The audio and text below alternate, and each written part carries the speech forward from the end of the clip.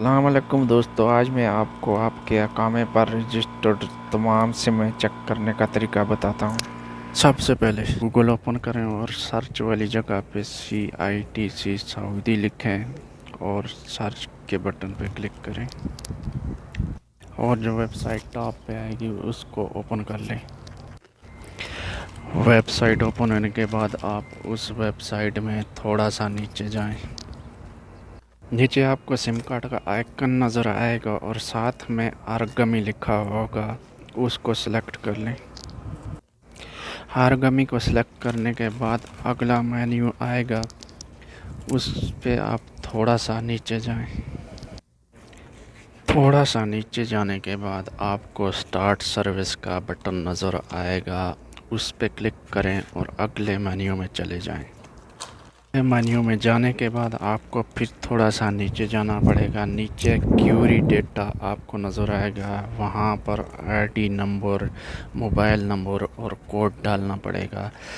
ID number की जगह पे आपने अपना इकामा नंबर डालना है और मोबाइल नंबर की जगह पे अपना मोबाइल नंबर और जो कोड नीचे दिया हुआ है वो कोड वाली जगह पे टाइप करना है। दोस्तों, यहाँ पर अपना मोबाइल सिम नंबर वही देना है जो सिम आपके इकामे पे रजिस्टर्ड है।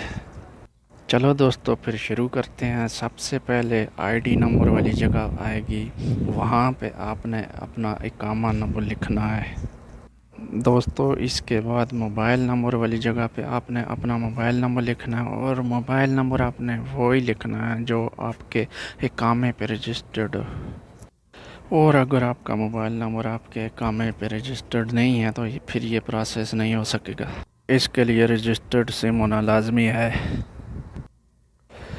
इकामा नंबर और मोबाइल नंबर लिखने के बाद आप थोड़ा सा नीचे आएंगे। नीचे आपको एक कोड नज़र आएगा, वो कोड आपने कोड वाली जगह पे लिखना है। जैसा कि आप देख सकते हैं, मेरे पास जो कोड आया हुआ है वो है RMYP, तो मैं यहाँ पर वही टाइप करूँगा। कोड नंबर लिखने के बाद थोड़ा सा नीचे आपको इंक्वायरी का बटन नज़र आएगा, आप उस पर क्लिक करें और अगले मेन्यू में चले जाएं। अगले मेन्यू में जाने के साथ ही आपके मोबाइल नंबर पे एक मैसेज आएगा और उस मैसेज में 4 अंकों वाला कोड होगा। लो जी, मेरे पास मैसेज आ गया है और उसमें एक कोड आया हुआ है। अब आप थोड़ा सा नीचे जाएंगे और नीचे आपको कंटिन्यूएशन का बटन नज़र आएगा।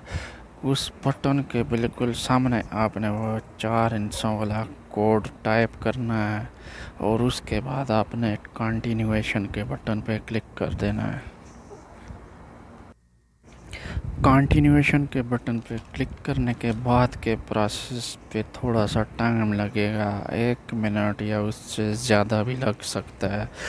उसके बाद आपका अगला मेन्यू ओपन होगा और उसमें आपकी रजिस्टर्ड तमाम सिम्स की तफसीलात सामने आ जाएंगी। इस प्रोसेस को कंप्लीट होने के लिए आपको कुछ वक्त इंतज़ार करना पड़ेगा।